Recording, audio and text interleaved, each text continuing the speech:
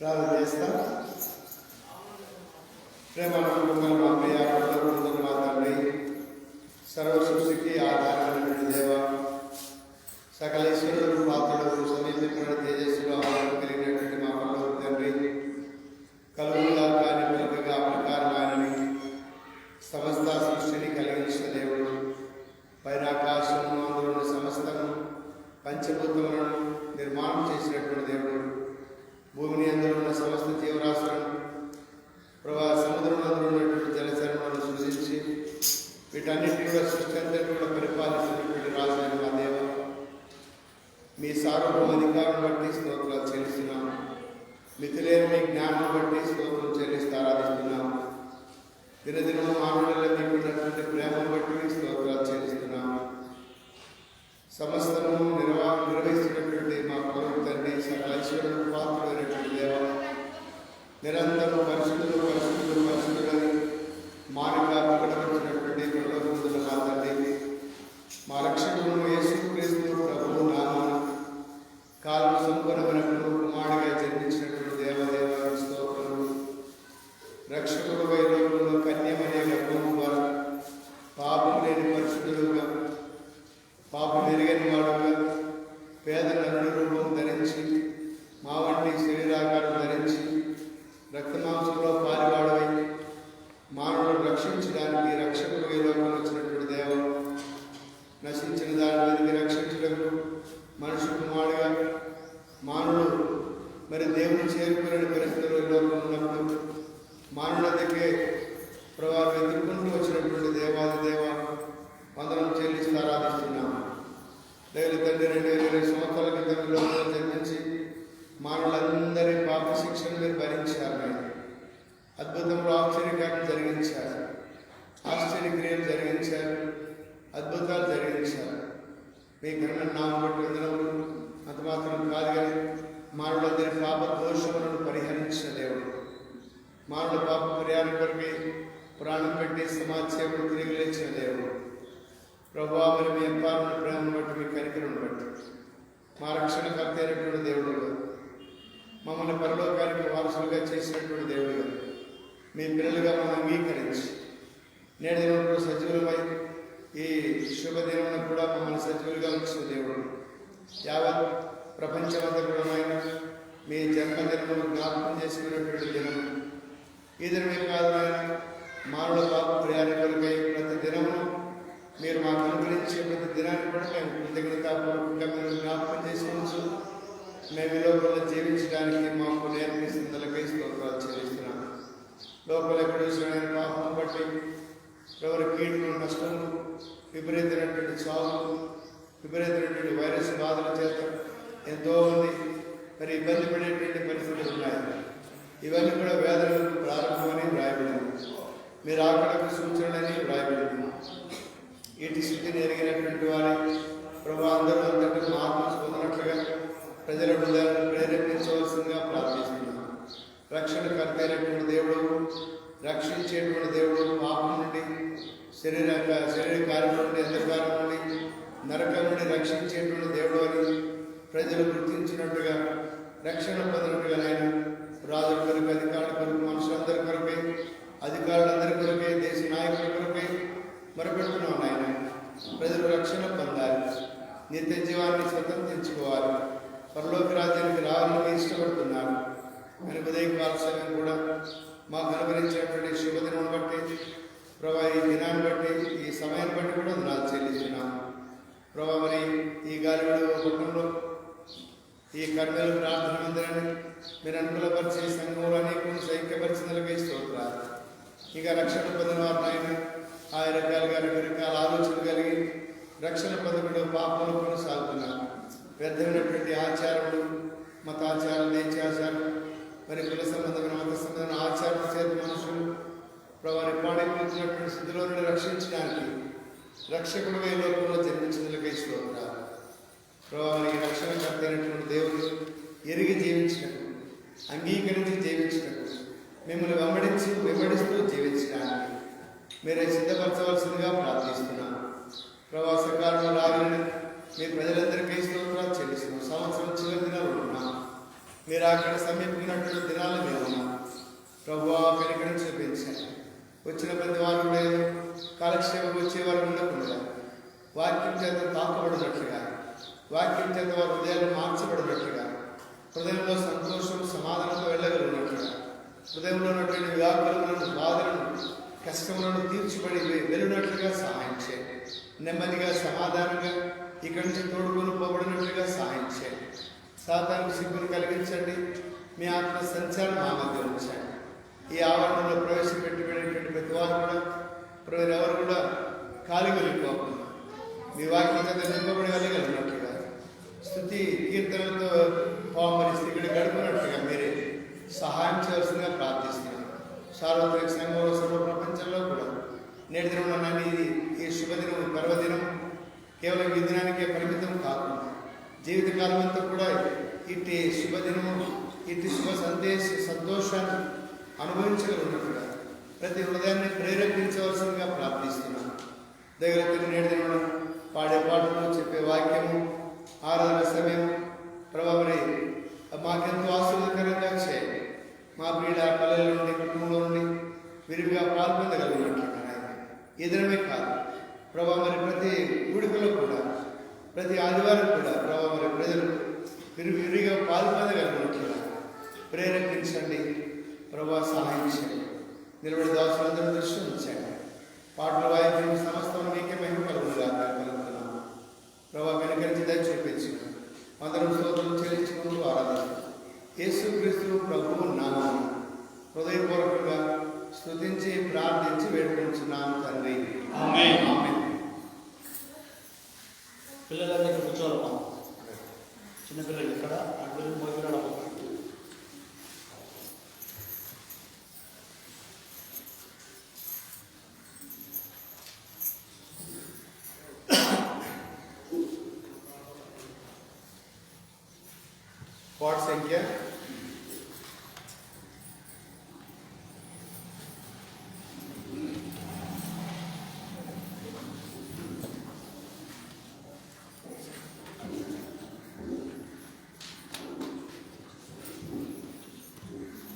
పాట సంఖ్య 134 పాడుకుందాము.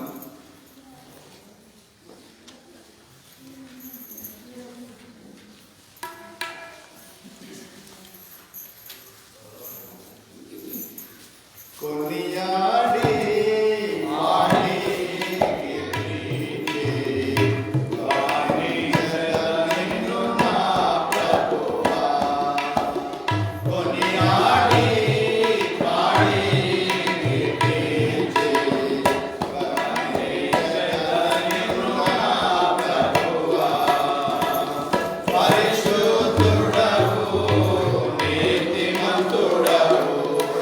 పరిశుద్ధ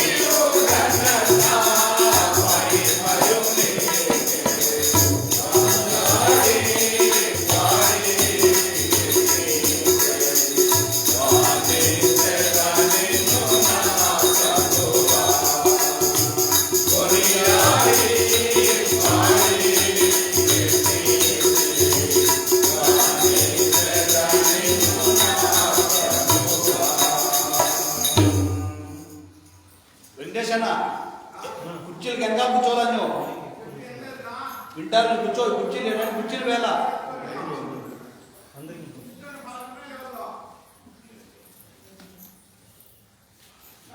పాట సంఖ్య 265 పాడతాము. 265 పాట. ఓ సద్భక్తులారా లోకరక్షకుడు బెత్లెహేములో బిడ్డ జన్మించిన 265 పాత పుస్తకాలు 225. ఓ సద్భక్తులారా లోకరక్షకుడు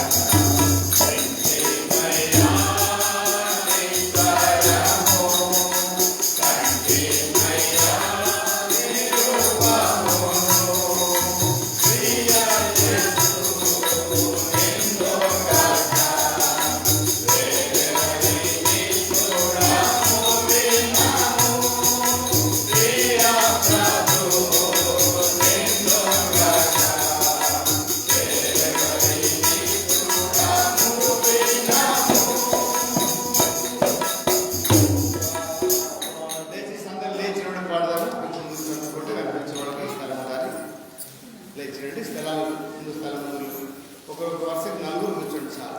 నలుగురే 5 మంది వద్దు. నలుగురు కూర్చోండి. ముందు రండి. పిల్లలు కూర్చోండి. పిల్లలు ఇక్కడ రండి. ఎవరు పెట్టండి. రండి రండి రండి రండి ముందుకు రండి. ముందుకు రావాలి. ఇక్కడ వచ్చేయండి. ఇక్కడ వచ్చేయండి.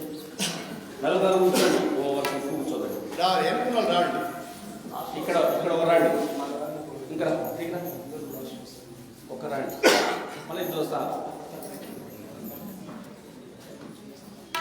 ఇంకా స్థలం ఉందమ్మా. ముందుకు రండి. వెనుకున్న వాళ్ళు రండి. రావాలి. Lord,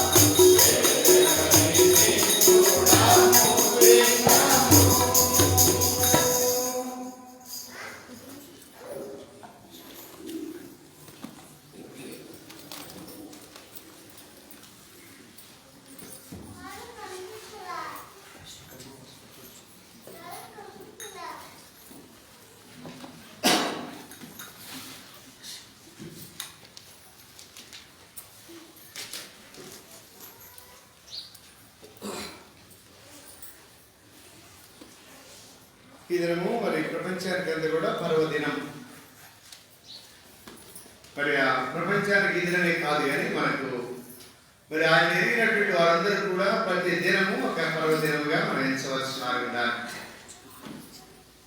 ఎందుకంటే అసమానుడైనటువంటి ఆ దేవుడు, అనంతుడైనటువంటి ఆ దేవుడు మరి భూమి మీద అడుగు పెట్టడం అనేటువంటిది ప్రపంచంలోనే మరి అనంతమైనటువంటిది, లేదా మరి ఏమంటారు యూనిక్ అంటే ప్రపంచంలో ఇక దానికంటే ప్రాముఖ్యమైనటువంటిది, దానికంటే గొప్పది ఏది లేదు.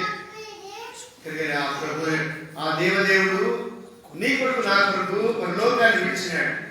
చంద్రమండలానికి పోవచ్చు, సూర్యమండలానికి పోవచ్చు, ప్రపంచమంతా ఆశ్చర్యపోవచ్చు. అయితే ఆ దేవుడు అనంతుడైనటువంటి ఆ దేవుడు, సృష్టికి ఆధారమైనటువంటి దేవుడు, లయకారుడైనటువంటి ఆ దేవుడు మరి పరలోకాన్ని విడిచి నీ కొరకు నా కొరకు మరి ఈ భూమి మీద జన్మించడమే మరి అతీతమైనటువంటి మరి ఆనందంతో కూడినటువంటి సంగతి. కనిపిడారా మరి ఆ అతీతుడైనటువంటి ఆ దేవుడు లోకంలో మానవుడైనటువంటి మనము దేవుడిని కనుగొనాలని మరి ఎన్నో విషయ ప్రయత్నాలు చేస్తున్నారు. లోకమంతా కూడా ఎక్కడెక్కడో తిరుగుతూ ఉన్నారు. మరి యజ్ఞములు యాగములు జరిగిస్తున్నారు, తీర్థయాత్రలు చేస్తున్నారు, ఎన్నో బలిదానాలు గోదాములు చేస్తూ ఉన్నారు. అయితే బిడ్డారా, వెతుక్కుంటూ వెళితే ఎక్కడైనా దొరికాడో ఎవరికైనా ఎక్కడా అనువాలే. కనుక సత్యాన్వేషణ అంటారు. సత్యాన్వేషణ జరుగుతూనే ఉంది ఇంకా, కానీ ఆ సత్యమైనటువంటి దేవుడిని కనుగొనలేకపోతున్నారు. అయితే ఆ అనంతుడైనటువంటి దేవుడు, సత్యవంతుడైనటువంటి ఆ దేవుడు పరలోకాన్ని విడిచి మనుషులు వెతకడం చేత కాదని తెలిసి ఆయనే వెతుక్కుంటూ నీ దగ్గరికి నా దగ్గరికి వచ్చాడు. అది చాలా ప్రాముఖ్యమైనటువంటిదిగా మనం గుర్తించాలి. లోకంలో ఆశ్చర్యకరమైనటువంటి సంగతులే, కానీ ఈ ప్రభువు మరి లోకాన్ని విడిచి ఈ లోకంలో జన్మించడమే మరి ప్రపంచంలో ఇంకే దేనికంటే కూడా మరి అద్భుతమైనటువంటి మాటని మనం తెలుసుకునేటువంటి వారు. కనుక చూడక మరి యెషయా గ్రంథము 7వ అధ్యాయం, యెషయా గ్రంథము 7వ అధ్యాయం, యెషయా గ్రంథము 7వ అధ్యాయం 13-14 వచనము మనం కలిసి చూద్దాం. యెషయా గ్రంథము 7వ అధ్యాయము 13-14 వచనం మనం కలిసి చూద్దాము. అతడు అందరూ కలిసి దావీదు వంశస్థులారా వినుడి, మనుషులను విసిగించుట చాలనుకొని నా దేవుడు కూడా విసిగించురా. కాబట్టి ప్రభు తానే ఒక సూచన మీకు చూపును. ఆలకించుడి, కన్యక గర్భవతి కుమారునికని అతనికి ఇమ్మానుయేలును పేరు పెట్టును. మీకా గ్రంథము 5వ అధ్యాయం చూడండి. మీకా గ్రంథము 5వ అధ్యాయం, మీకా గ్రంథము 5వ అధ్యాయం రండి. 5వ అధ్యాయము మీకా గ్రంథము ఈయనందరికీ ఏంది? మీకా గ్రంథము 5వ అధ్యాయం రండి. 5వ అధ్యాయం 2వ వచనానికి కూడా అందరం కలిసి చూద్దాం. మీకా గ్రంథము 5వ అధ్యాయం 2వ వచనం. బెత్లెహేము ఎఫ్రాతా యూదా వారి కుటుంబంలో నీవు స్వల్పమైన గ్రామీణను నా కొరకు ఇశ్రాయేలును ఏలగువాడు నీలో వచ్చును. పురాతన కాలం మొదలుకొని శాస్త్ర కాలము ఆయన ప్రత్యక్షమవుచూ ఉండెను. మరొక మాట, లూకా సువార్త 2వ అధ్యాయం, లూకా సువార్త 2వ అధ్యాయము అందరం కలిసి చదవలసినటువంటి మాట కలిసి చదువుదాం. 2వ అధ్యాయము 10-11 మరి వచనాలు మనం కలిసి చూద్దాం. 10-11 వచ్చిన. అయితే ఆ దూత భయపడకుడి, ఇదిగో ప్రజలందరికీ కలుగు మహా సంతోషకరమైన సువర్తమానం నేడు నేను మీకు తెలియజేస్తున్నాను. దావీదు పట్టణంలో నేడు రక్షకుడు మీకు పుట్టి ఉన్నాడు. ఈయన ప్రభువైన క్రీస్తు. ప్రార్థన చేస్తాం. ప్రేమగల పరిశుద్ధుడైన మా తండ్రి, సర్వాధికారి గల దేవ, సర్వసృష్టికి ఆధారమైనటువంటి దేవ, నేటి కుటుంబం సజీవుగా జ్ఞాపకం చేసుకొని మా ఆయుష్కాలు పొడిగించిన ఆయన మాకు అనుగ్రహించిన మరొక ఆశీర్వాదం బట్టి స్తోత్రాలు చెల్లిస్తూ ఆరాధిస్తున్నాం.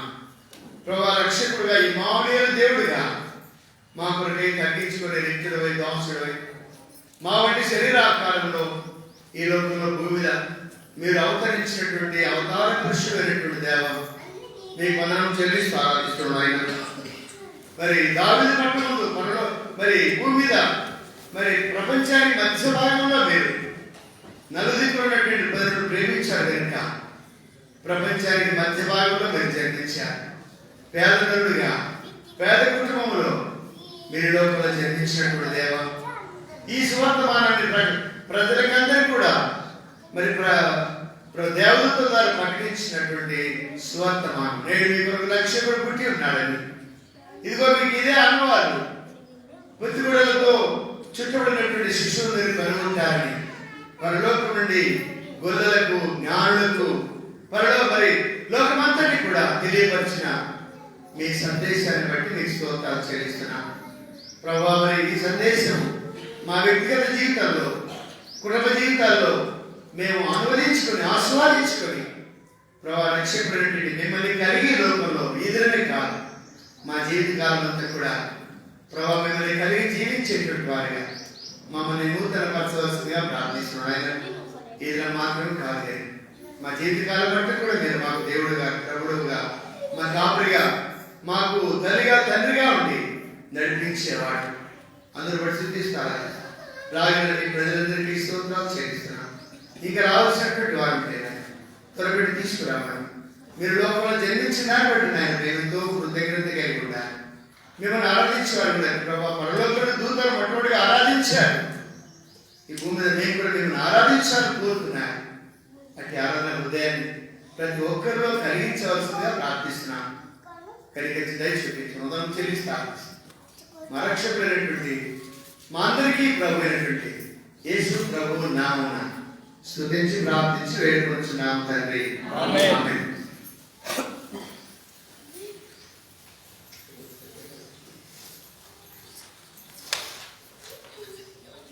వీడు ఇక్కడ చదివినటువంటి మరి భాగాలు మరి గమనించినట్టయితే 3 భాగాలు మనం చదివాం.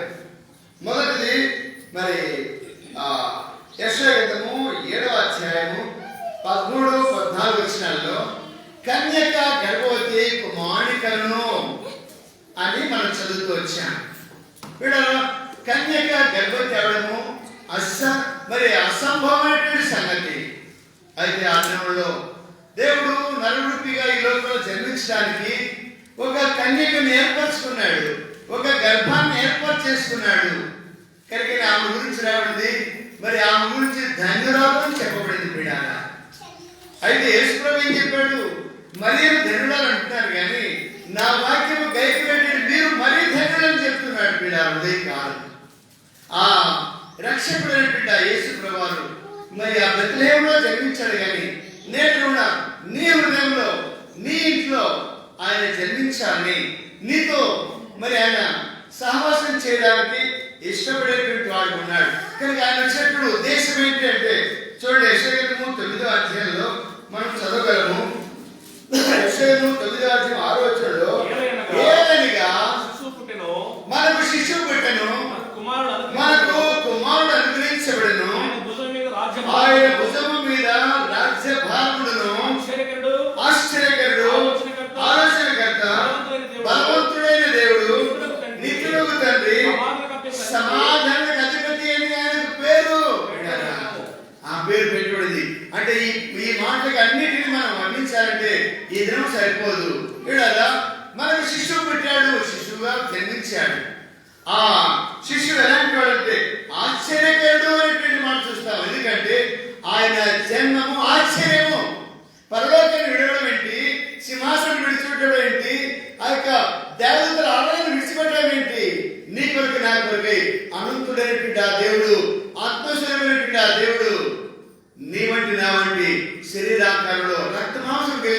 చిందించబడి రక్తముద్దగా ఈ లోకంలో కన్యమరి గర్భంలో ఆయన ఉద్భవించినటువంటి వాడిగా చూస్తాం బిడ్డలారా. ఆ ప్రభువుని గురించి మనకు కుమారుడు అనుగ్రహించబడింది. కుమారుడు అంటే అర్థమేంటి అని మనం చూసినప్పుడు, కుమారుడు అంటే ఉన్న నరకం నుండి తప్పించేవాడు, కు అంటే పాపము అని అర్థం. బిడ్డలారా, కుమారుడు అంటే మరి పాపములను క్షమించేవాడు, కు అంటే పాపము, మార అంటే హరించువాడు అని అర్థం. కుమారుడు అంటే పాపాన్ని హరించేవాడు. అదే ఎప్పుడన్నా కుమారుడు, అందుకే మరి హిందూ ధర్మశాస్త్రంలో చెప్తూ ఉంటారు, కుమారుడు పుడితే కులాన్ని ఉద్ధరిస్తాడు, తలుపులు పెడతాడు. కుమారుడు లేకపోతే మనం మోక్షానికి చేరుకోలేమని ఎన్నో మరి ప్రయాసపడుతూ ఉంటారు. కుమారుడు లేకపోతే మనం మోక్షానికి చేరుకోలేమని అనుకుంటూ ఉంటారు. ఈ కుమారుడు కాదు, ఈ కుమారుడు కుటుంబాన్ని కాదు, మరి కుటుంబాన్ని కాదు, ఎవరు ఉద్ధరించలేడు. ఇది మనకు అయిన అవసరం లేదు. కానీ కుమారుడు అంటే పాపమును హరించువాడు అని అర్థం. ఎవరు పాపాన్ని హరించేవారు ఈ లోకంలో? నీకు పుట్టిన కుమారుడు నీ పాపాలు క్షమించలేడు. అందుకనే కీర్తనలు 49 కీర్తనలు, ఎవరు ఏ చేతను తన సౌర్యాన్ని విమోచించలేడు, వాడు కుళ్ళు చూడని బ్రతుకున్నట్లు వాడి నిమిత్తం ప్రాయశ్చిత్తం చేయగలవాడు ఎవడు లేడు. సమాజం చూడకుండా, కుళ్ళు చూడకుండా వాడి నుంచి తప్పించగలిగినటువంటి ఎవరు లేదు అనే విషయాన్ని గ్రంథకర్త రాస్తున్నాడు. కుమారుడు మాత్రమే అనగా మరి ధర్మశాస్త్రం ప్రకారం పాపంలో వచ్చే జీతం మరణము. ఆ మరణమును తప్పించడానికి, ఆ పాపమును క్షమించడానికి ఈ లోకంలో ఎవరికి సాధ్యం కాని పరిస్థితిలో ఆ రక్షకుడు లేదా ఆ దేవుడు నీవైనా ఎవరిని తగ్గించుకొని వారి మాంసపు ముద్దగా ఆయన మరి ఆ కన్యక మరి గర్భంలో ఆయన మరి ఉద్భవించి ఆయన 9 నెలల తర్వాత మరి నీవైనా ఎవరైనా జన్మించినటువంటి వాడిగా ఉన్నాడు కనుక ఆయన ఆశ్చర్యకరుడు. ఆయన జన్మం ఆశ్చర్యము, ఆయన జీవితం ఆశ్చర్యము, ఆయన చేసిన అద్భుతాలు ఆశ్చర్యకరమైనటువంటి లోపల ఎవరు కూడా చేయలేదని ఇందాకే పాల్పడుతూ వచ్చాం బిడారా. అలాంటి ఆశ్చర్యకరుడు, అద్భుతకరుడు కేవలం అద్భుతాల కొరకు కాదు, పరిశుద్ధంగా జీవించినటువంటి వాడు, కామ క్రోధ లోభ మోహ మద మత్సరం లేని వాడుగా ఈ లోకంలో జన్మించాడు బిడారా. దేవుడు దానికి మరి ఆ నిజ స్వరూపము ప్రభు యేసుక్రీస్తుని మనం చూడగలము. సత్యము మరి జీవము అందరూ మనం చూడగలిగినారా. సత్యమైనటువంటి దేవుడు, పాపము లేని, పాపం వెలగని, పాపము చేయని, నిరపరాధమైనటువంటి ఆ ప్రభువును మనము ఈ రోజు చూడగలుగుతున్నాం. ఉదయకాల సమయంలో ప్రేమ కలిగినటువంటి దేవుడు మనల్ని ప్రేమించి మన కొరకై కుమారుడిగా పాపములను క్షమించడానికి ఈ లోకానికి వచ్చేటువంటి రక్షకుడు. ఇది అద్భుతమైనటువంటి మాట. ప్రపంచంలో మరి కని వినినటువంటి ఎన్నో అద్భుతాలు మరి గిన్నిస్ బుక్ లో ఉన్నాయి. అయితే వాటన్నిటిని అధిగమించేటువంటి ఆశ్చర్యమైనటువంటి సంగతి ఏంటంటే లోక రక్షకుడు యేసు నామమున పరలోకాన్ని విడిచి మహిమను విడిచి ఈ లోకంలో జన్మించడే ఆశ్చర్యకరమైనటువంటి సంగతి.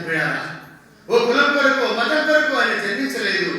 మరి ప్రపంచం యొక్క మధ్య భాగంలో, ఆసియా ఖండంలో మధ్య భాగంలో బెత్లెహేము గ్రామంలో ఆయన జన్మించినటువంటి వాడు. అంటే లోపల సమస్త మానవులను ప్రేమించినటువంటి వాడు, అందరి కొరకై ఆయన లోకంలో రక్షకుడు. అందుకని అక్కడ చెప్పబడినటువంటి మాట మనం చదివాము. ఇదిగో లోకమంతటి కలగో మహా సంతోషకరమైనటువంటి సువర్తమానము లోకమంతటికి, ప్రతి జాతికి, ప్రతి కులానికి, ప్రతి మతానికి, స్త్రీ పురుషులకు అవసరమైనటువంటి వర్తమానం ఏంటంటే పరలోకమైన దూతలు ప్రకటించారన్నమాట. ఇదిగో దావీదు పట్టణంలో మీ కొరకు రక్షకుడు పుట్టి ఉన్నాడు, ఈయనే ప్రభు అయిన క్రీస్తు అని. వీడారా, ఈ రక్షకుడైనటువంటి క్రీస్తు ఆశ్చర్యకరుడు, ఆశ్చర్యమైనటువంటి కార్యాలు జరిగించాడు. కనుక ఆయన రాకడ కొరకు అనేకులు ఎదురు చూశారు. అనగా ధర్మశాస్త్రంలో రాసినట్టుగా, మోషే ద్వారా పలికినట్టుగా, ఇదిగో మీ వంటి ప్రవక్తని ప్రజల్లో పుట్టిస్తాను, ఆయన మాట మీరు వినాలి. అపొస్తలుల 3:2 రాయబడింది. ఆ ప్రవక్త మాట వినేవాడు, ఆ ప్రవక్త మాట అనగా, ప్రవక్త అంటే అనేకులు ప్రవక్త అనుకుంటారు. ప్రవక్త గాను, క్రీస్తు గాను, ప్రభు గాను, రాజు గాను అని పిలవడుతూ వచ్చాడు. ప్రవక్త అంటే అందరిలాంటి ప్రవక్త కాదు ఆయన. ఆయన మరి పాపను క్షమించేటువంటి వాడుగా ఈ లోకంలో జన్మించాడు. ఆ ప్రవక్త ప్రకారం 3:3 మనం చూడగలం బిడ్డ. అనగా పాపములను క్షమించడానికి లోకానికి వచ్చినటువంటి వాడు ఆయన మాట వినాలని కోరుతున్నాడు. లోపల ఎవరు వినాలి? అందరూ వినాలి. అందరూ విని ఆయన మాట అనుసరించి నడుచుకునేటువంటి వారు ఉండాలి.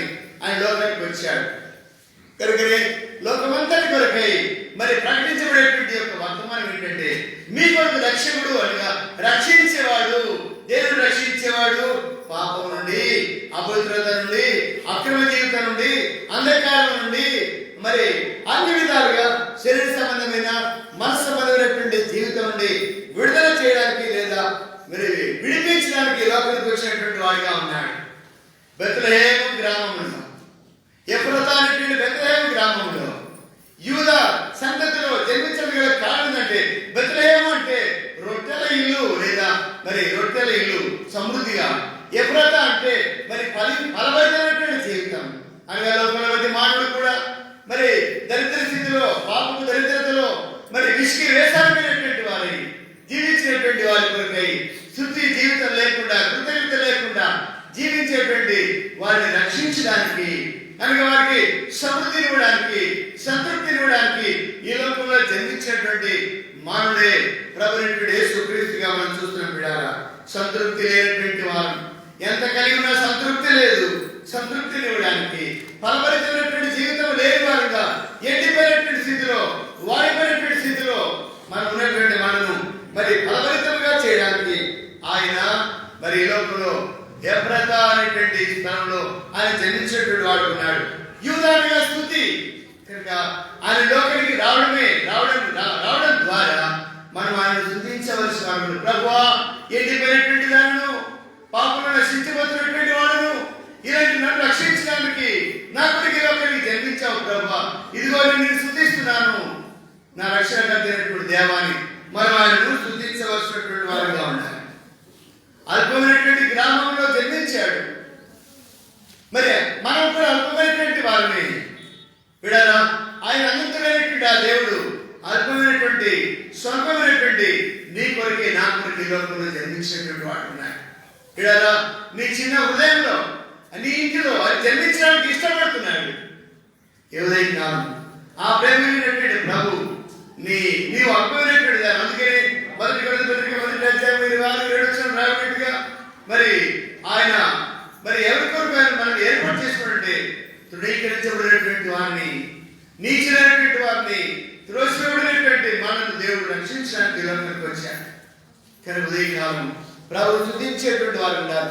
ఆయన మరి పరలోకంలో వచ్చినప్పుడు మరి గొర్రెల కాపులకు మొట్టమొదటిగా తాను అల్పపరుచుకున్నటువంటి వాడు ఉన్నాడు. చూడండి లూకాసు వార్త 2వ అధ్యాయంలో, లూకాసు వార్త 2వ అధ్యాయము అక్కడ 2వ అధ్యాయము 20వ వచనం చూడండి. 18వ వచనం గొర్రెల కాపరులు తమతో చెప్పిన సంగతులను గురించి విన్న వాళ్ళందరూ మిక్కిలి ఆశ్చర్యపడి మొట్టమొదటిగా గొర్రెల కాపరులకు తాను ప్రత్యక్షపరుచుకునేటువంటి విధానం చూడండి. ఇక్కడ యేసు ప్రభువు జన్మించినటువంటి విధానమును మరి పామరులైనటువంటి వారు, చదువులైనటువంటి, విద్య లేనటువంటి, లోకానికి మరి లోకమైనటువంటి వారు తృణీకరించబడేటువంటి ఆ వర్గానికి లేదా ఆ గొర్రెల కాపరులకు మొట్టమొదటిగా తాను బయలుపరుచుకున్నటువంటి వాడిగా చూస్తాంటారా. వాడికి చదువు రాదు. గొర్రెల కాపరులకు ఎవరు లెక్క చేస్తారా? ఎవరు లెక్క చేయరు. అయితే ఎవరైతే తృణీకరించబడి లెక్క చేయని స్థితిలో ఉన్నారో వాళ్ళ కొరకాయి ఈ లోకంలో మరి తాను బయలుపరుచుకున్నటువంటి వాడిగా చూస్తున్నాం. ఏ విషయం అయితే వాళ్ళు బయలుపరుచుకున్నారో వాళ్ళు ఆ విషయాన్ని ఏం చేస్తున్నారంటే ఆశ్చర్యపోయినారు. ఆశ్చర్యం లేదా? ఆయన పేరు ఆశ్చర్యకరుడు. ఆయన మా కొరకే ఈ లోకానికి వచ్చినాడు, ఇదిగో మీ కొరకే రక్షకుడు పుట్టినాడంటే వాళ్ళు ఆశ్చర్యపోయినారు. మా కొరకేంటి లోకల్ మమ్మల్ని ఎవరు అందరూ తృణీకరిస్తారే, మా కొరకే ఏంటి అని ఆశ్చర్యపోయినారు. అవును వీడారా, మరి మీరు నన్ను కూడా వెతికి రక్షించడానికి వచ్చేటువంటి ఆశ్చర్యకరుడని నువ్వు ఎప్పుడైతే గుర్తిస్తావో నీవు కూడా ఈ గొర్రెల కాపరులు చూడబడింది. అయితే మరి అంతటా గొర్రెల కాపరుడు తమతో చెప్పినట్టుగా తాను విన్నవాటిని కనివాటి దేవుడు మహిమపరుచుతూ స్తోత్రం చేయించు తిరిగి వెళ్ళారు. మరి చూడగానే ఆ ఇంటిలో ఉన్నటువంటి మరియను లేదా అక్కడ ఉన్నటువంటి శిష్యువైనటువంటి యేసు ప్రభువుని చూసి ఆశ్చర్యపడ్డారు. రక్షకుడని రక్షించడానికి వచ్చాడని దేవుడితో ద్వారా పలికినటువంటి మాటలన్నింటినీ కూడా గ్రహించి వారు దేవుడికి స్తోత్రం చేస్తున్నారు.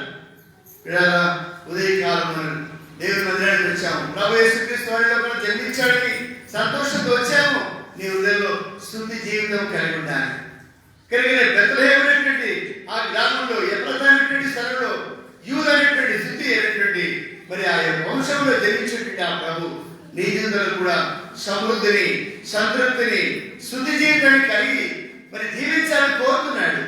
గొర్రెల కాపరి వారు దేవుని స్తుతిస్తూ వెళ్ళారు. మొట్టమొదటిగా పరలోకమైన దూతలు గొర్రెల కాపరికి కనపరుచుకున్నట్టుగా చూస్తాం. తర్వాత రెండవదిగా చూసినట్లయితే మరి అక్కడ మత్తయి సువార్త 2వ అధ్యాయము 10-11 వచనాల్లో తర్వాత మరి వారు నక్షత్రమును చూచి అత్యానందభరితులైనారు. చూడండి, ఇక్కడ మొట్టమొదటిగా గొర్రెల కాపరులు మహానందమైనటువంటి సంతోషం, మహా సంతోషమైనటువంటి శుభవర్తమానం ప్రపంచానికే, ఇది ప్రపంచానికే మహా సంతోషకరమైనటువంటి సువార్తమానం. అయితే రెండవదిగా మహా సంతోషం ఏంటంటే అత్యానంద భరితమై. లోకంలో సంతోషం లేదు, ఆనందం లేకుండా జీవించేటువంటి వారు ఎంతమంది ఉన్నారు. అయితే మహానందాన్ని, మహా సంతోషాన్ని యేసు ప్రభు లోకానికి రావడం ద్వారా తీసుకొని వచ్చారు. సంతోషం లేదు, సమాధానం లేదు లోకంలో. ఇలాంటి మనకు మరి అత్యానందం కలిగించినటువంటి సంగతి ఏంటంటే మరి ఆ జ్ఞానమైనటువంటి వారికి నక్షత్రం ద్వారా తెలియపరిచాడు, లోకరక్షకుడు మీ కొరకు పుట్టి ఉన్నాడని. వారు మరి గ్రంథమును తెరిచి చూసినప్పుడు ఒక గొప్ప వ్యక్తి ఈ భూమిలో జన్మించాడని ఆ నక్షత్రాన్ని చూస్తూ వచ్చారు. మరియను ఆ శిశువైనటువంటి యేసు ప్రభు పడుకున్నటువంటి స్థలానికి వచ్చి వారు ఏం చేశారంటే వారు సాగిలపడి, మరియను ఆ శిశువును చూసి వారు సాగిలపడి తమ పెట్టెలు విప్పి వారు బంగారును, సాంబ్రాన్ని, బోళమును ప్రియులు ఎంత గొప్ప మరి గొప్ప సంగతి అంటే బోళమైనటువంటి వారికి బంగారం అర్పించడం ఏంటి, బోళం అర్పించడం ఏంటి, ఆ యొక్క మరి సాంబ్రాన్ని అర్పించడం ఏంటి. ఆయన రాజులకు రాజు, ప్రభులకు ప్రభుత్వానికి గుర్తుగా తమ పెట్టెలు విప్పి బంగారాన్ని అర్పించడం చూస్తాం. అంటే ఈయన రాజులకు రాజు అనేటువంటి విషయాన్ని వాళ్ళకి ముందే తెలుసు కాబట్టి ఆ రాజుకి ఏమర్పించాలి, వాళ్ళ దగ్గరటువంటి పెట్టెలు విప్పి బంగారం సమర్పించడుగా చూస్తాం. మరి బోళమరిగా మరి వారి జీవితాలను సమర్పించుకున్నారు, వారి జీవితాలను మరి ధారపోసినారు. వారి సువాసన యాగంగా ఆ బోళాన్ని అర్పించడుగా చూస్తాం. మరి ఆ బోళము మరి ఆ తర్వాత మరి సాంబ్రాణి అనగా ధూపంగా తమ జీవితాలను పానార్పణంగా పోయినటువంటి స్థితిని చూపిస్తా ఉంది.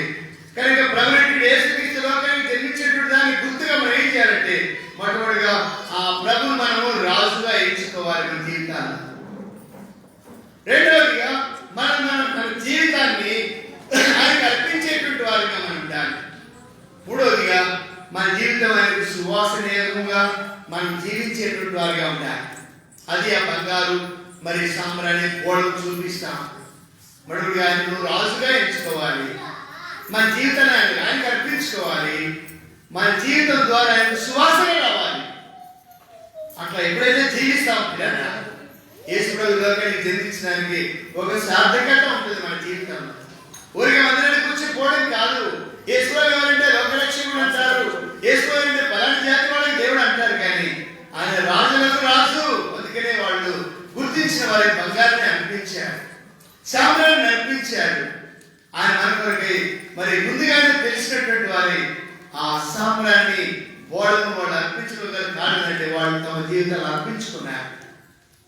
వాళ్ళు తమ జీవితాలు అర్పించుకొని దాని గురించి జీవించడానికి ఇష్టపడ్డారు. మరి ఇది మన తీర్మానం ఏంటి? మందిరానికి కోసం సంవత్సరానికి ఒకసారి వచ్చేది కాదు, వారం వచ్చేది కాదు. ఆయన నీ ప్రభువుగా, నీ రక్షకుడిగా, నీ దేవుడిగా నువ్వు మొట్టమొదటిగా అంగీకరించాలి. తర్వాత నీ జీవితాన్ని అర్పించాలి.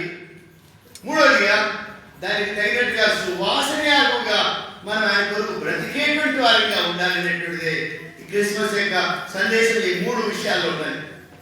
ఆయన రాజుగా అంగీకరించు, నీ దేవుడిని అంగీకరించు, నీ రాజుగా అంగీకరించు, నీ ప్రభువుగా అంగీకరించు, నీ జీవితాన్ని ఆయనకి అర్పించుకో. తర్వాత ఆయన కొరకు జీవించడానికి తీర్మానం చేసుకో. అప్పుడే నిజమైన క్రిస్మస్ నీ జీవితంలో నీవు అనుభవించేటువంటి వాడిగా, అనుభవించేటువంటి దానికి నీవు ఉంటావని ఇక్కడ తెలియపరచబడుతుంది. కనుక గొర్రెల కాపరులు పామరులు మట్టుడిగా మరి బయలుపరుచుకున్నాడు. తర్వాత లోకంలో జ్ఞానమైనటువంటి వారికి అగుపరుచుకున్నాడు. తర్వాత చూసినట్లయితే చూడండి అక్కడ మరి సుమియోను అనేటువంటి వాడు చూడండి, మత్తయి లూకాసు వార్త 2వ అధ్యాయము 56-57 వచనాలు. లూకాసు వార్త 2వ అధ్యాయము 56-57 వచనాలతో అంతటా మరియా ఇంచుమించు 3 నెలలు ఆమెతో కూడా ఉండి తిరిగి వెళ్ళెను. ప్రసవ కాలం వచ్చినప్పుడు ఆ కుమారుని కనెను.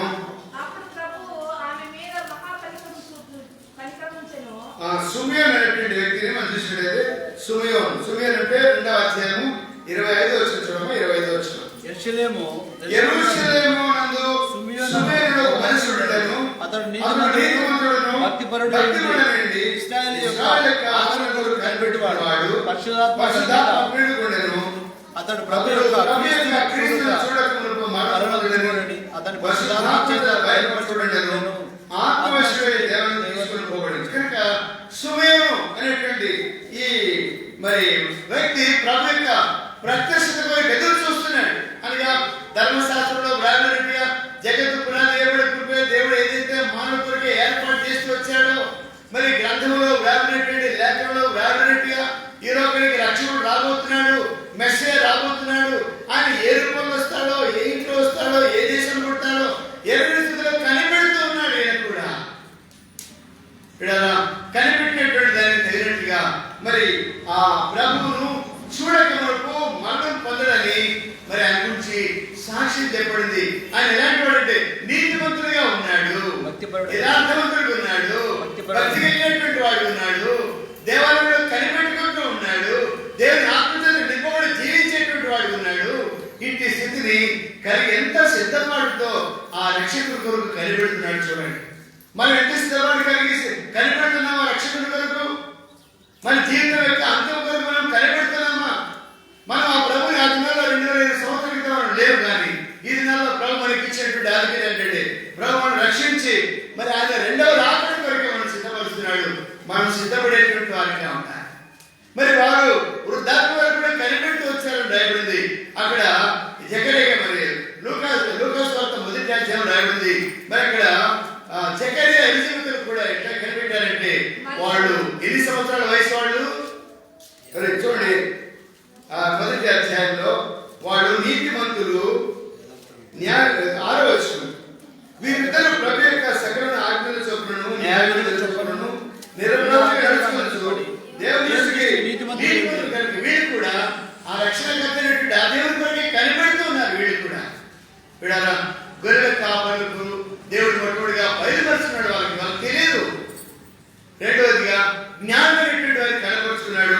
మూడవదిగా చూసినట్లయితే మరి ఇక్కడ సుమేమైనటువంటి యథార్థవంతుడు, భక్తి గలవాడు, నీతిని అనుసరించేటువంటి వాడు, దేవుని ఆత్మచేత నిపుణుడైనటువంటి వాడే ప్రభు కొరకు కనిపెట్టేటువంటి వారికి మరి ఆయన తను ప్రత్యక్షపరుచుకున్నాడు. ఆయన అన్నాడు చూడండి 29 వచనంలో లూకాసు వార్త 2:29 నాథా ఇప్పుడు నీ దాసుని సమాధానంగా నీ దాసుని పూజించుచున్నావు. ఎంత చక్కని సమాధానం వీడరా. మరి మనం కూడా ఈ స్థలం నుండి వెళ్ళేటప్పుడు సమాధానంతో తోడుకొని వెళ్ళాలి. ఎందుకంటే ఆయన నీకు బంగారు సమర్పించారు కనుక నీ రాసుగా నీవు చేర్చుకొని వెళ్ళాలని కోరుతున్నాడు. నీ హృదయాన్ని దేవునికి అర్పించి వెళ్ళాలని కోరుతున్నాడు. నీ జీవితం ఆయనకు సువాసన యాగముగా నీవు తీర్మానం చేసుకుని వెళ్ళాలని కోరుతున్నాడు. అప్పుడే నీవు కూడా సమాధానంగా తోడుకొని పోగలుగుతావు. ఇక్కడ రాబడింది నాథా ఇప్పుడు నీ మాట చొప్పున సమాధానంతో నీ దాసుని ప్రభువును చూశాడు. కనుక ఆ రక్షకుడు కొరకు కనిపెట్టాడు. ఇక చూశాడు. చిన్న బాలుని చూడగానే హృదయంలో సమాధానం వచ్చింది, హృదయంలో సంతోషం వచ్చింది. తాను కనిపెట్టిన దానికి తండ్రి దానిలో తాను కనిపెట్టిన దానికి కనుగొని తాను అంటున్నాడు నీ దాసుని సమాధానం పోలించావు. నేను చనిపోయిన పర్వాలేదనేటువంటి సంతృప్తితో జీవించిన వాడు ఉన్నాడు. ఏదైనా మరి మందిరానికి వచ్చినటువంటి నీవు నేను కూడా సమాధానంతో ప్రభు గురించి విని ఆయన నీ కొరకు రక్షకుడిగా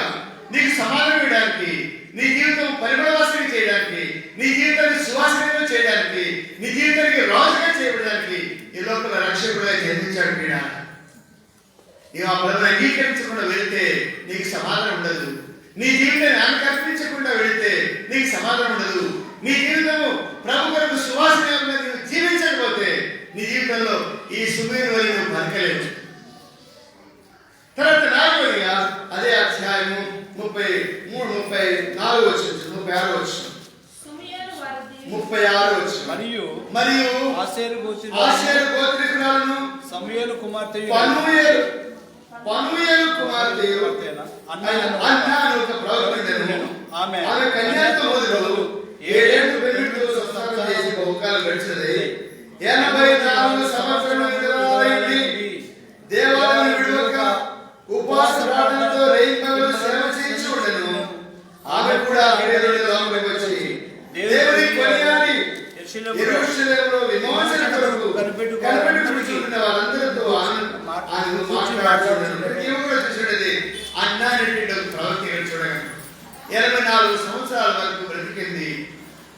ఆ తర్వాత చనిపోయిందో ఎప్పుడైపోయిందో తెలియదు, కానీ 84 సంవత్సరాల వయసు వరకు ఆ విమోచకుడి వరకు కనిపెడుతోంది. ఈ సుమేరు ఎంతకాలం కనిపెట్టాడో తెలియదు.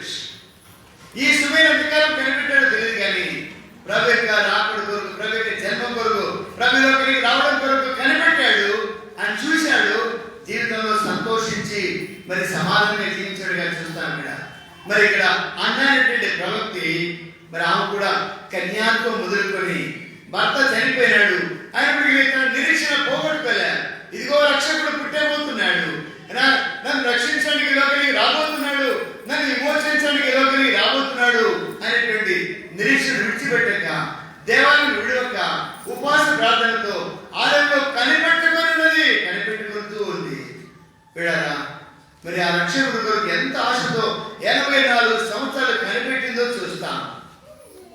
ఆమె కూడా యేసు ప్రభువారు బాలున్నప్పుడే మరి అక్కడ దేవాలయం తీసుకొని వచ్చినప్పుడు అక్కడ ఆ సంగతి తెలియబడినప్పుడు మరి ఆమె కూడా ప్రభువును స్తుతించినట్టుగా, కొనియాడినట్లుగా, ఆయన చూసి ఆనందించినట్టుగా చూస్తాం. విడారా మరి దేవుని యొక్క మందిరానికి రావడం ఆనందించి పోవాలి, సంతోషించి వెళ్ళాలి. కానీ ఏంటంటే ఆ రక్షకుడు ఎక్కడో బెత్లెహేములో కాదు పుట్టేది, నీ ఇంట్లో లేదా నీ జీవితంలో నీ హృదయంలో జన్మించడానికి ఇష్టపడుతున్నాడు. ఇది ఎక్కడో మరి బెత్లెహేములో ఎప్పుడైనటువంటి స్థలంలో ఆయన జన్మిస్తే నీకేం లాభము అని నీ హృదయంలో జన్మించాలి, నీ జీవితంలో ఉండాలి ఆయన. అప్పుడు నీకు సంతోషం, అప్పుడు నీకు సమాధానం కలుగుతుంది. బిడ్డారా ఊరకనే వెళ్ళొద్దు, వచ్చిన హృదయంతో వెళ్ళొద్దు. ఆ ప్రభుని రక్షకుడిని అంగీకరించి వెళ్ళు, ఆ ప్రభు కొరకై జీవించడానికి తీర్మానం చేసుకొని వెళ్ళు, ఆ ప్రభు కొరకై సువాసనగా జీవించడానికి తీర్మానంతో వెళ్ళు. అట్లా గొర్రెల కాపరులు సంతోషంతో తిరిగి వెళ్ళారు, జ్ఞానులు సంతోషంతో తిరిగి వెళ్ళారు, సుమేరు సమాధానంతో జీవించాడు. ఈ అన్న ప్రవక్తి కూడా బిడ్డారా పనియోలు గోత్రికురాలు మరి ఆమె సంతోషంతో ప్రభుని చూసి కొనియాడింది, సంతోషించింది, ఆయన ఎత్తుకొని సంతోషించింది. బిడ్డలు ఉదయకాలం ప్రభుని కూడా అట్టి సంతోషాన్ని, అట్టి సమాధానాన్ని, అట్టి సంతృప్తిని, అట్టి సమృద్ధిని నీకు కూడా ఇవ్వాలని ఇష్టపడుతున్నాడు. అట్టి సమృద్ధి, సంతృప్తి, సమాధానం మరి అలాంటి జీవితంతో ఇక్కడికి తోడుకొని వెళ్ళడానికి కోరుతున్నాడు. ఒకరికైనా వచ్చి వెళ్ళేది కాదు బిడ్డారా, ప్రభుని కలిగి వెళ్ళండి, ప్రభు సంతోషాన్ని కలిగి వెళ్ళండి, ప్రభు కొరకు జీవించడానికి తీర్మానం చేసుకొని వెళ్ళండి. అప్పుడు మీ జీవితాలు, మీరు, మీ కుటుంబం, మీ పిల్లలు సంతోషంగా జీవిస్తారు, సమాధానంతో జీవిస్తారు. మీరే కాదు యావత్ ప్రపంచం అంతా కూడా ఇట్టి సంతోషాన్ని కలిగి ఉండాలని కోరుతున్నాడు. దానికే రక్షకుడు జన్మించాడు. ఒక కుటుంబానికి కాదు, దేశానికి కాదు, జగత్ కాదు, ఆయన సంతోషం ఇవ్వడానికి వచ్చింది. సర్వలోకం కొరకు ఆయన జన్మించినటువంటి వాడు ఉన్నాడు. కనుక వీడారా ఏదైతే అన్న ప్రవక్తి ఆమె ప్రభుని కొనియాడింది, కీర్తించింది, సంతోషంతో మరి యెరూషలేము విమోచన కొరకు కనిపెడుతున్నారంటే చాలా మంది ఆ దినాల్లో. 2020 సంవత్సరాల క్రితం యెరూషలేములో అనగా యెరూషలేములో జన్మిస్తానని దీని లేఖనంలో పరిశోధించినట్టున్నారు. యెరూషలేములో ఉన్నటువంటి ప్రజలందరూ కూడా విమోచకుని కొరకు కనిపెడుతున్నారు. కనుకనే చూడక్కడ మొదటి అధ్యాయం 6 వచ్చిన రాయబడింది, ప్రభు అయిన యేసు దేవుడు స్తుతింపబడును గాక, ఆయన తన ప్రజలకు దర్శనమిచ్చి వారికి విమోచన కలుగజేశాను. కనుక మరి ఈ మాటను బట్టి రక్షకుడు లేదా విమోచకుడు దేని కొరకంటే యెరూషలేములో కనిపెట్టేటువంటి వారందరికీ లేదా ప్రపంచంలో భూమి మీద కనిపెట్టేటువంటి వారందరి కొరకై విమోచకుడు నీకు నాకు కూడా విమోచన ఇవ్వడానికి ఆయన లోకంలో జన్మించిన వాడు ఉన్నాడు. ఆ విమోచనార్థమై తను అర్పించుకున్నాడు, సువాసనగా జీవించాడు, మాదిరిగానే జీవించాడు, ఆశ్చర్యకాలు జరిగించాడు, అద్భుతాలు జరిగించాడు, పరలోక రాజ్యం గురించి తెలియపరిచాడు. విడారా మరి ఆ విమోచకుడైనటువంటి ఆ ప్రభువును నీవు నేను కలిగి జీవించాలని కోరుతున్నాడు ఉదయకాలం. తర్వాత చూసినట్టయితే చూడండి మరి ఇంకా ఎవరు ఆలోచించడం చూస్తాం. మరి మత్తయి సువార్త, లూకా సువార్త మొదటి అధ్యాయం, లూకా సువార్త మొదటి అధ్యాయము 40-41 వచనాలు. ఇంట్లో జకర్యా ఇంటిలో ప్రవేశించి ఎలిజబెతుకు వందనము చేశాడు. ఎలిజబెతుకు వందనములు తెలియజేశాను. ఎలిజబెతు మరి వందనములు వచనం వినగానే ఆమె గర్భంలో శిశువు గంతులు వేశాను. అంతటా ఎలిజబెతు పరిశుద్ధాత్మనిందని ఎగిరిగాయితాను. స్త్రీలలో నీవు ఆశ్రయించబడతావు, నీ గర్భఫలము ఆశ్రయించబడును. నీ ప్రభువు నా ప్రభువు తల్లి నాయకుడు వచ్చెను. నా ప్రభువు తల్లి. ఇక్కడ ఎలిజబెత్ కూడా ఏం చెప్తుందంటే ఎలిజబెత్ అప్పటికే గర్భం ధరించినటువంటిదిగా ఉన్నది. అప్పటికి ఆమె 6 నెలల గర్భవతి. మరి గర్భంలో కూడా యేసుప్రభువు జన్మించినాడు. ఈ సంగతిని తెలియజేయడానికి మరి ఆమె దగ్గరికి వెళ్ళింది. ఆమె దగ్గరికి వెళ్ళగానే మరి ఆమె ఆ సంగతి చెప్పగానే ఆమె మరి గర్భంలోటువంటి మరి శిశువు గంతులు వేసినట్టుగా చూస్తాం. ఇప్పుడు ఆ ఎలిజబెత్ గ్రహించింది, నా ప్రభు తల్లి నా దగ్గరికి వచ్చింది అంటే నా ప్రభు అంటే మరి ప్రభువుగా గుర్తించింది. ఇంకా పుట్టలేదు ఆయన. ఆ తర్వాత 6 నెలలకు 8 నెలలకు ఎప్పుడు పుడతాడు. అయితే ఆయన జన్మించకపోయి వ్రాయబడిన ప్రకారం విమోచకుడు జన్మిస్తారని వీళ్ళు కూడా కనిపెడుతున్నారని గుర్తించాను. ఇంకా ఆయన పుట్టలేదు, 9 నెలలకు పుడతాడు. అప్పుడే నా ప్రభు తల్లి గమనించండి. అంటే పుట్టబోయేటువంటి ఆ ప్రభువు తల్లిని కనపరుస్తుంది. మొట్టమొదటిగా పుట్టేటువంటి ప్రభువును కూడా తనకు ప్రభువుగా చేసుకుంటుంది. అందుకని ఉంది మరి ప్రభు ఆమె తెలియజేసిన మాట ఏంటంటే సిద్ధించుడు కాక నమ్మిన వాళ్ళ జనురాలను. మరి ఏముంటుందంటే నా ప్రాణం ప్రభువును గనపరుస్తున్నది. ఇంకా పుట్టినలేదు ఆయన, కానీ తన ప్రాణంతో చెప్పుకుంటుంది దావీదు పలికినట్టుగా, నా ప్రాణమును నా ప్రభువును గణపరుచుతున్నది. ఎలిజబెత్ కూడా ప్రభువును గణపరచగా చూస్తారు. ఇంకా పుట్టలేదు ఆయన. గుర్తించినటువంటి వారు, లేఖలో రాబడినటువంటి వాటిని గుర్తించినటువంటి వారు కనుక ఆ ప్రభువును ఎలిజబెత్ కూడా గణపరిచినట్టుగా చూస్తాం. గొర్రెల కాపరులు గణపరిచి దేవుని మహిమపరిచారు. మరి వారు మరి దాని వినుసంతుల గురించి లోకమంతా ప్రకటిస్తూ వెళ్ళారు. మరి ఇక్కడ జ్ఞానులు సైతము వాడు ప్రభువును గణపరిచి మరి ఏమి గణపరిచారు వారు ప్రభువుకు మరి బంగారము బోళమును సమలను అర్పించి గణపరిచారు. సుమయోను ఆ ప్రభుని చేతుల్లో పట్టుకొని ప్రభుని గణపరిచినాడు. అన్న ప్రవక్తి కూడా ఆ విమోచకుడు చూసి ఎంతో సంతోషించి ప్రభుని స్తుతించింది. ఇక్కడ ఎలిజబెత్ కూడా ఇంకా పుట్టినే లేదు ఆయన. కొంతమంది చూడగలం పుట్టకుంటే మరి కొంతమంది స్కానింగ్ తెలుసుకొని పిల్లలు తెలుసుకొని అప్పటికే అన్ని సిద్ధం చేస్తారు. కానీ కొంతమంది తెలుగులో ఏం చేస్తారు, పుట్టకుంటే వాళ్ళ కొరికి అన్ని ఏర్పాటు చేసుకుంటుంటారు. వాళ్ళ కొరికి బ్యాంక్ బ్యాలెన్స్ ఏర్పాటు చేసుకుంటారు. వాళ్ళ కొరికి వస్త్రాలు ఏర్పాటు చేసుకుంటుంటారు. వాళ్ళ కొరికి అమ్మమ్మను తాతయ్యలు మరి ఉంగరాలు దండలు ఏం సిద్ధం చేసుకుంటుంటారు. అయితే వాటికంటే ప్రాముఖ్యమైనటువంటిది ఏంటంటే ప్రభువును గణపరిచేది నేర్చుకున్నది ఈ ధన్యురాలు ఎలిజబెత్. పిల్లల విశ్వాస జీవితంలో ఆ ప్రభుని రక్షకునిగా, నీ విమోచకునిగా, నీ మరి పాపను క్షమించేటువంటి ప్రభువుగా నీవు ఎప్పుడైతే గ్రహించగలవో నీ జీవితంలో కూడా సమాధానము, నీ జీవితంలో కూడా నెమ్మదిని, నీ జీవితంలో కూడా నిరీక్షణను కలిగి వెళ్ళగలము. ఉదయకాల సమయంలో ఇంకా పుట్టనే లేదు. ఆ పుట్టబోయేటువంటి ఆ శిశువును ఇంకా 1 నెలనే పిండమే. ఆ పిండాన్ని చూసి రాబోయే రక్షకుని మరి గణపరిచినట్టుగా చూస్తా. నా ప్రభువును నా ప్రాణం గణపరుస్తున్నది. ఏమంటున్నాడు, ఆయన తన దాసురాలు తీర్చి కటాక్షించాను. నా ఆత్మ నా ఆత్మ నా రక్షకుడైన దేవుని యందు ఆనందించెను. చూడండి, ఆ రక్షకుడు అంటే లోపల పెండకున్నటువంటి ఆ రక్షకుడి గురించి ఎంత ఘనంగా పలుకుతుంది. ఆ రక్షకుడే నాకు కూడా గర్భం ఇచ్చాడు. అర్థమవుతుందా మీకు? ఇప్పుడు అప్పటికే 6 నెలల గర్భము లోపల యోహాను అనేటువంటి బాప్తిస్మ యోహాను ఆమె గర్భంలో ఉన్నాడు. అయితే మరి ఎదుగున్నటువంటి మరియ గర్భంలో ఎవరున్నారు? యేసు ప్రభు ఉన్నారు. మరి ఆయన ఇంకా ఒక నెలలే అప్పటికి. ఒక నెలగా ఉన్నటువంటి ఆ ప్రభు ఎంత గొప్పగా కనపరుస్తున్నాడు. నా ప్రభు, నా రక్షకుడు, నా ప్రభు అని అంటున్నారు అక్కడ. చూడండి, అక్కడ నా ప్రాణము ప్రభుని కనపరుస్తున్నది. ఆయన తన దాసురాలు దీనస్థితిని ఆయన అని పుట్టలేదు. ఇంకా ఎంత ఘనముగా ఇచ్చిందని చూడండి. ఆయన తన దాసురాలు దీనస్థితిని కటాక్షించను. నా ఆత్మ నా రక్షకుడు దేవి యందు ఆనందిస్తున్నది. సర్వశక్తుడు నాకు గొప్ప కార్యం చేశాడు. ఆయన ఎట్లా చేస్తాడండి? ఆయన గర్భంలో ఇంకా శిశువుగా ఉన్నాడు, చిన్న పిండంగా ఉన్నాడు. మరి ఎట్లా గుర్తించింది? అవును, గుర్తించింది. ఆయన రాబోయేటోడు, ఆ సర్వాధిపతి అయినటువంటి ఆ దేవుడు, సృష్టికర్తైనటువంటి దేవుడు ఆమె గర్భంలో ఉన్నాడు. ఇటు సత్యాన్ని, ఇటు మర్మాన్ని ఆ ఎలిజబెత్ గ్రహించింది. వీడారా మరి ఎంత గొప్ప మరి జ్ఞానం చూడండి. పుట్టబోయేటువంటి ఆ ప్రభువు గురించి ఆ చక్కని మాట అంటే సర్వశక్తివంతుడు నాకు గొప్ప కార్యం చేశాడు అనగా, వృద్ధాప్యంలో, నిరీక్షణ లేని సమయంలో, ముసలి వయసులో నాకు ఈ గొప్ప అధికతనిచ్చాడని తనకిచ్చేటువంటి గర్భాన్ని బట్టి ఆ మరియ గర్భంలోటువంటి ఆ ప్రభువును కనపరుస్తుంది.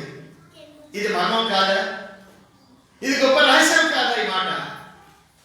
విడారా, మరి ఈ ఎలిజబెత్ గ్రహించినటువంటి చాలా గొప్పది. ఇంకా గొర్రెల కాపుల కంటే, మరి జ్ఞానుల కంటే, సుమేయుడి కంటే, అన్నా కంటే ఈ ఎలిజబెత్ ఇంకా గొప్ప జ్ఞానం కలిగినట్టుదని గుర్తించారు.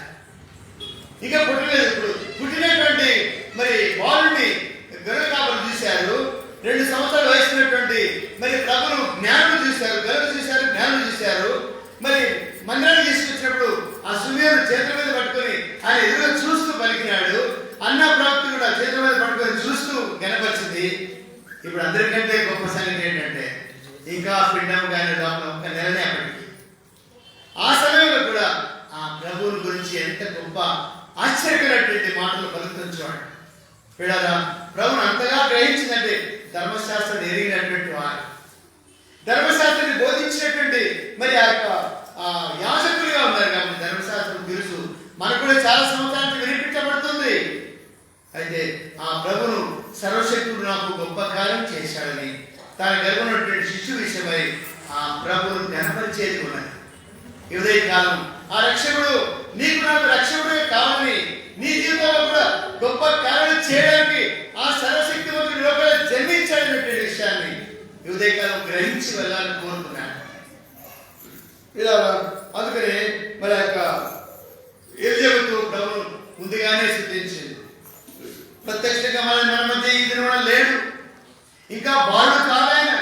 ఆయన ఉయ్యాలేసి ఊపుతుంటారు. ఈ దినం కొంతమంది ఉయ్యాలేసి రాత్రి తెల్లవారుజామునే ఉయ్యాలేసి ఊపుతుంటారు. గంటలు పెట్టి, మరి ఆ పూలు పెట్టి, లేకపోతే ఊదుబత్తులు పెట్టించి, క్యాండిల్స్ పెట్టి ఇంకా బాలుడుగానే చూస్తున్నారు. ఇంకా బాలుడుగా లేడు ఆయన. ఉయ్యాలేసి ఊపుతా ఉంటారు చిన్న చిన్న బొమ్మలు పెట్టి. వీడారా, ఆయన మరి సర్వశక్తివంతుడైనటువంటి దేవుడు మన జీవితాలలో గొప్ప కార్యం చేయాలని ఇష్టపడుతున్నాడు. ఉదయకాలం ఆ ప్రభువుని కలిగి వెళ్ళాలని బ్రతిమలాడుతున్నా. ఆ ప్రభు నీ జీవితం సమర్పించుకొని వెళ్ళాలని బ్రతిమలాడుతున్నా. ఆ ప్రభు నీ రాజుగా, నీకు అధిపతిగా, నీకు రక్షకుడిగా ఇది కలిగి వెళ్ళాలని ఇది ఉదయకాలం నీకు తెలియపరిచేటువంటి వాడు. చూడండి, మరి లూకాసు వార్త 1వ అధ్యాయం 48వ వచనం కూడా చూడండి. 48వ వచనం, నా ఆత్మ నా రక్షకుడైన దేవుని యందు ఆనందించెను. సర్వశక్తిమంతుడు నాకు ఉపకారం చేశాను కనుక ఇది మొదలుగానే అన్ని తరముల వారు నన్ను ధన్యురాలు అందరూ. పలికినటువంటి మాట ఇదే చూస్తాం. మరియ పలికినటువంటి మాట నా ప్రాణం ప్రభువును కనపరుస్తున్నది. ఆయన దోషాల స్థితిని కనికరించగా మరియ పలికినటువంటి మాట అని కూడా ఎలిజబెత్ పైన పలికింది.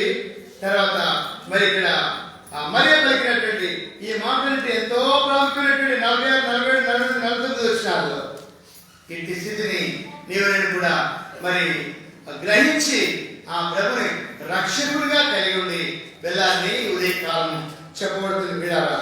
మరి అంత మాత్రం కాదు, ఆయన జన్మించి పరిచయం చేసేటువంటి దినాల్లో కూడా మార్క్స్ వార్త 10వ అధ్యాయంలో మార్క్స్ వార్త 10వ అధ్యాయంలో 10వ అధ్యాయం చివరి వచనం చూసినట్లయితే 51వ వచనం. యేసు నేను నీకేమి చేయబోతున్నానని అడిగాడు. బోధకుడా, నా దృష్టి కలిగిన యేసు నీవు వెళ్ళము, నీ విశ్వాసమును స్వస్థపరచని చెప్పాను. వెంటనే వాడు దృష్టి కలగడు. ఆయన వెంట వెళ్ళను. ఊరికి వెళ్ళింటాడా గుడ్డివాడు కూడా మహిమపరిచినట్టుగా చూస్తాం. మరేనే కాదు, ఎలిజబెత్ కాదు, అన్న కాదు, మరి లేకపోతే సుమయం కాదు, జ్ఞానం కాదు, లేకపోతే గొర్రెకాపుడు కాదు. ఆయన జీవించేటువంటి దినాల్లో ఆయన అద్భుతకాలు ఆశ్చర్యకాలు చెప్పాము కదా, ఆశ్చర్యకాలు జరిగించాడు కనుకనే గుడ్డివాడు కూడా ఆ ప్రభువును గణపరిచినట్టుగా మనం చూస్తాం. రెండవ చూసినట్టయితే మరి కుంటివాడు కూడా అపోస్తలుల కార్యం 3వ అధ్యాయం చూడండి, 3వ అధ్యాయం 10వ వచనం. అపోస్తలుల కార్యం 3వ అధ్యాయం 10వ వచనం రాయబడిన మాట ఏంటంటే 3వ అధ్యాయం 10వ వచనం. శృంగారమైనటువంటి దేవాలయంలో 8వ వచనం. వాడు దిక్కున లేచి నిలిచి నడుచుచు గంతులు వేయుచు దేవుని స్తుతించుచు వారితో కూడా దేవాలయంలోకి వెళ్ళాను. విడారా, వాడు స్తుతించడం ప్రజలందరూ చూస్తున్నారు. ఏంటి వీడు కలకలిస్తున్నాడు, ఆ ప్రభువును గణపరుస్తున్నాడు, స్తుతి చెల్లిస్తున్నాడు అని ఆలోచించినప్పుడు కుంటివాడు కూడా తన కలిగినటువంటి అద్భుత కార్యాన్ని బట్టి ఆ కుంటివాడు లేచాడు, నిలిచాడు, నడిచాడు, గంతులు వేశాడు, పరిగెడుతున్నాడు. ఎట్లా పరిగెడుతున్నాడు? దేవుని స్తుతి చెల్లిస్తూ పరిగెడుతున్నాడు. చూడారా, మరి అనేకులు ఆయన పుట్టకముందే స్తుతించారు, పుట్టిన తర్వాత స్తుతించారు. ఆయన జీవితంలో పొందినటువంటి మేడను బట్టి ఆయనను స్తుతించినట్టుగా మనం చూస్తున్నాం. కుంటివాడు, గుడ్డివాడు, తర్వాత మూగవాడు. చూడండి, మూగవాడు కూడా మూగవాడు మరి మూగవాడు. మార్క్స్ వార్త 7వ అధ్యాయం 7వ అధ్యాయంలో చూసినట్టయితే 7వ అధ్యాయము 34వ వచనం, 33 వచనం. ఆయన సమూహంలో నుండి వాళ్ళని ఏకాంతంగా తోడుకొని పోయి వారి చెవులో తన వేలు పెట్టి ఆకాశం వైపు నిట్టూర్పు విడిచి ఎఫ్ఫాతా అని పలికి ఆ మాటకు తెరువబడిన అర్థం. అంతటా వాడు చెవులు తెరువబడెను. మాట్లాడాను. మరి మూగవాడు కూడా ప్రభువు స్తుతించినట్టుగా చూస్తాను. కుంటివాడు స్తుతిస్తున్నారు, గుడ్డివాడు స్తుతిస్తున్నాడు, మూగవాడు స్తుతిస్తున్నాడు. తర్వాత అదే మరి మార్క్స్ వార్త 5వ అధ్యాయంలో మరి దైవం బట్టి వాడు కూడా ప్రభువు స్తుతించినట్టుగా చూస్తాం. చూడండి, 5వ అధ్యాయం 19-20 వచనాలు. ఆయన చూస్తే ఆయన వారికి సెలవీయక నీవు నీ ఇంటి ప్రభువు నీ యందు కనబడిన నీకు చేసిన కార్యం వారికి చెప్పగా వాడు వెళ్ళి అతడు ఆశ్చర్యపడుతున్నాడు. కుంటివాడు, గుడ్డివాడు, మూగవాడు, దయ్యాలు పట్టిన వాళ్ళు ప్రభువును గణపరుస్తున్నారు, సంతోషంతో గంతులు వేస్తున్నారు. ఉదయకాలం విడారా, మరి దేవుడు మన కొరకై రక్షణ శృంగం ఈ లోకంలో జన్మించాడు కనుకనే ఆ రక్షకుని మనం కలిగిన వారిని మనం కూడా సంతోషించేటువంటి వారు.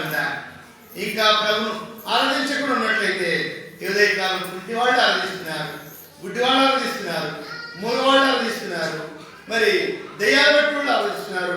అంత మాత్రం కాదు. చూడండి, అక్కడ మరి లూకాసు వార్త 13వ అధ్యాయం 13వ అధ్యాయం లూకాసు వార్తలో ఇక్కడ ఒక వంగి నడుముగినటువంటి స్త్రీ ప్రభువును ఆరాధించడం మనం చూస్తాం. 13వ అధ్యాయము చూడండి, 13వ అధ్యాయం 12వ వచనం. యేసు ఆమెను చూసి రమ్మని పిలిచి, అమ్మా నీ బలితలను విడుదల పొందినావని అంటూ చెప్పాడు. ఆమె మీద చేతులు ఉంచగానే దేవుని మహిమపరిచెను.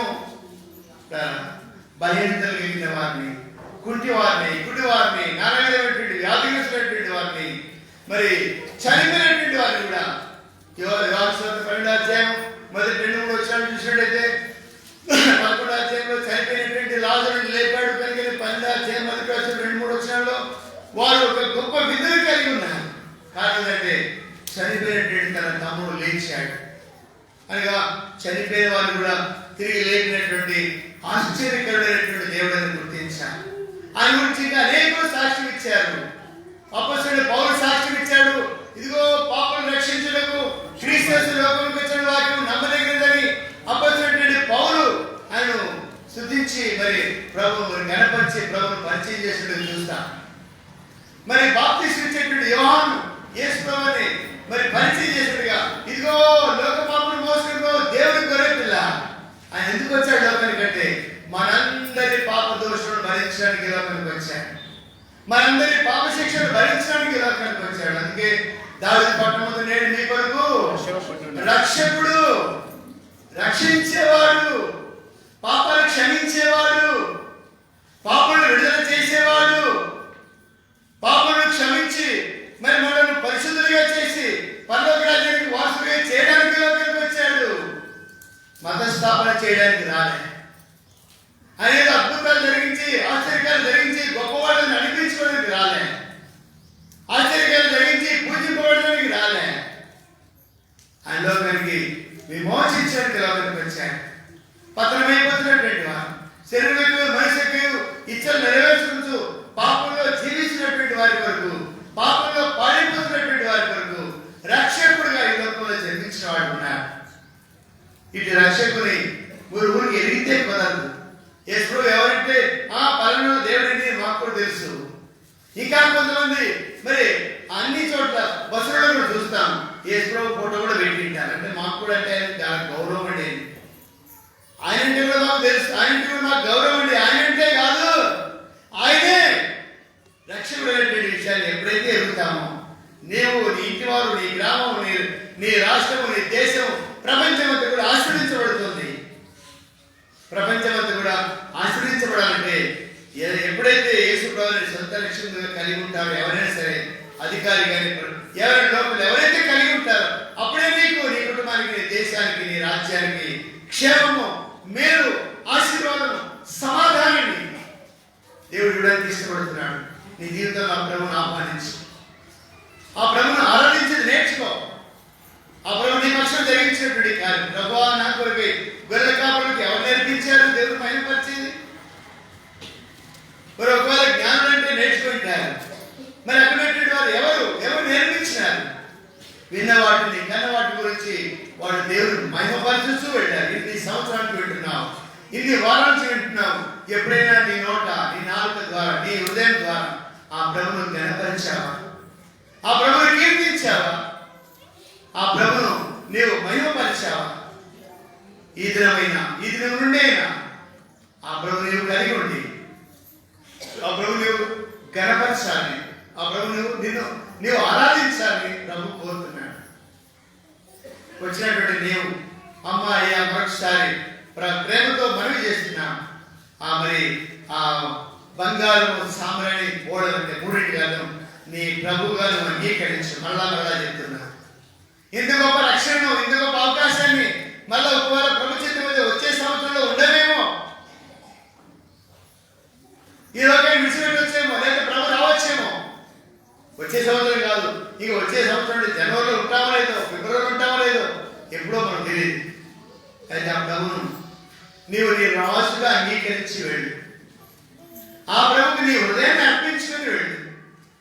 ఆ ప్రభు కొరకు నీవు సువాసనగా జీవిస్తానని తీర్మానం చేసుకొని వెళ్ళు. హృదయంలో కలవరం, కుటుంబంలో కలవరాలు ఎందుకు వస్తున్నాయి? ప్రభు ఉంటే నీ కలవరాలు కాదు. నీ ఇంట్లో నీ ప్రభు ఉంటే, నీ జీవితంలో నీ ప్రభు ఉంటే, నీ జీవితం సువాసనగా ఉన్నట్లయితే నీ ఇంట్లో కలవరం ఉన్నది, నీ ఇంట్లో సమాధానం ఉంటుంది. ఉదయం లేవగానే పాటలతో లేని పాటలు పాడుకుంటే నీ జీవితాన్ని మొదలెట్టిన దినం. నీవు నీ కుటుంబం కలిసి కూర్చొని ప్రార్థన చేయి, కలిసి కూర్చొని పాటలు పాడు, ప్రభుని ఆరాధిస్తూ దినాన్ని మొదలుపెట్టు, ప్రభుని ఆరాధిస్తూ దినాన్ని ముగించు. నీ జీవితంలో సమాధానం ఉంటుంది. నీ రక్షకుడిగా అంగీకరించకపోతే ఈ కార్యం జరిగించలేదు. నీ రక్షకుడిగా నువ్వు అంగీకరించు. ఏదో కాలం ఆ బ్రతికి ఉన్నటువంటి దేవుడు ఇట్టి స్థితిని నీకు కలిగించడానికి మరి ప్రభు నిన్ను తీసుకొని వచ్చాడు కనుక మరి ఆశ్చర్యకరుడు శిశువు పుట్టాడు. పుట్టినాడు సంతోషమే, మంచి కొత్త వస్త్రాలు, కొత్త వంటలు, రకరకాలు చేసుకుని సంతోషంగా వచ్చావు, మంచిదే. అయితే ఈ సంతోషం ఈ రోజంతా ఉంటుంది. మన రేపటికి ఇక వంటలు సర్ది పడిపోతాయి, బట్టలు మాసిపోతాయి, అంతా ఇదే అయిపోతాయి. అయితే ఒకటే ఒకటి, ప్రభు నీవు కలిగి ఉంటే ప్రతి దినము నూతనమే. ఆయన అనుదినము నూతనంగా మన నూతన వాత్సల్యత పుడుతున్నది. చూడండి, విలాప వాక్యంలో ఆ మాట చూద్దాం. విలాప వాక్యంలో 2వ అధ్యాయంలో ఆ మాట ఉంది. అనుదినము మనం నూతనంగా ఎట్లుండగలమంటే విలాప వాక్యంలో 2వ అధ్యాయంలో రాయబడింది. 2వ అధ్యాయం 22వ వచనం రాయబడింది. 22-23 వచనాలు. యెహోవా కృప గలవాడు, క్షమించండి, 3వ అధ్యాయం 23-22 వచనం. యెహోవా కృప గలవాడు, ఆయన వాత్సల్యత నిరంతరంగా నిలిచినది కనుక మనం నిర్మూలం కాకున్న వాడును. అనుదినము నూతనముగా ఆయన వాత్సల్యత, ఆయనకు వాత్సల్యత పుడుతుందంట. అనుదినము ఆయనకు వాత్సల్యత పుడుతుంది. మన జీవితంలో కూడా అనుదినము నూతనమైనటువంటి ఉత్సాహం ఇవ్వడానికి ఇష్టపడుతున్నాడు. అనుదినముడు ఆయన గణపరిచినప్పుడు అనుదినం నీ జీవితంలో ఉత్సాహము, సంతోషాన్ని ఆ నుండి కలిగిస్తాడు. ఎప్పుడో వారానికి ఒకసారి బైబిల్ తెలిసేదిగా, సంవత్సరానికి ఒకసారి మందిరానికి వచ్చేదిగా. అనుదినము నీ జీవితంలో నూతనమైనటువంటి నూతనత్వాన్ని కలిగి జీవించాలంటే అనుదినము ఆయన ఆ పాటలతో ఆయన నామని కనపరుస్తూ నీ జీవితాన్ని ప్రారంభించు. అటు జీవితంతో నీ జీవితాన్ని, ఆ దినాన్ని ముగించు. అప్పుడు అనుదినము ఆయన కూడా నూతన వాత్సల్యత నీ మీద పుట్టేదిగా ఉంటుంది. కనుక ఆయన అనుదినము మన నూతన వాత్సల్యత మనకు కలిగినటువంటి వాడిని మనం చూసుకోగలిగే ఉదయకాలం మరి ఇట్టి ఆరాధన జీవితాన్ని మనం కలిగి ప్రభుని కనిపించేటువంటి జీవితాన్ని కలిగి కొంత సమయము ప్రభుని మనము ఆరాధిస్తాం. కనుక మరి ప్రజలందరికీ కలిగి మహా సంతోషమైనటువంటి జీవితం ఇంకా సంతోషం లేకపోతే అత్యానంత వరకు అయినారు. మరి శాస్త్రులు మరి జ్ఞానులు, వాళ్ళకేమో జ్ఞానులైనటువంటి వారు అత్యానందాన్ని కనపరిచారు. మరి వీళ్ళేమో మరి మహా సంతోషాన్ని అనుభవించారు. పిల్లలు కాపాడు పామళ్ళైనటువంటి వారికి మహా సంతోషం, జ్ఞానులైనటువంటి వారికి అత్యానందం కలిగింది. అంటే అప్పటికే వాళ్ళు ఆనందం కలిగి ఉన్నారైతే ఇంకా అత్యానందాన్ని కలిగిన వారు ఉన్నారు. ఇప్పటికీ సంతోషం ఉంది మనకు, అయితే మహా సంతోషం కలిగి ఉండాలని ప్రభు కోరుతున్నాడు. ఆయన కలిగి ఉంటే, ఆయన గురించి జీవిస్తే, ఆయన మరి మన ద్వారా ప్రభు గణపరచబడినట్లయితే మనకు కూడా అత్యానందము, మహా సంతోషాన్ని కలిగి వెళ్తాం. ప్రాప్తిగా మరి కొంత సమయం ప్రభు మనం ఆరాధిస్తాము. ఆరాధన ప్రభు మనకు సాయం చేయగలగాలి. లేచినప్పుడు పాడదాము.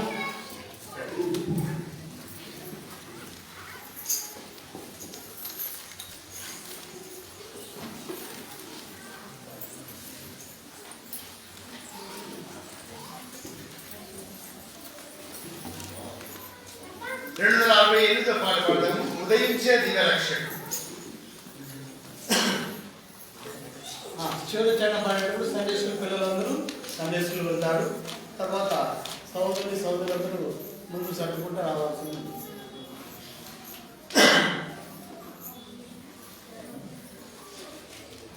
228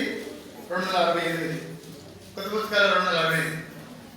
ఉదయించే దివ్యరక్షకుడు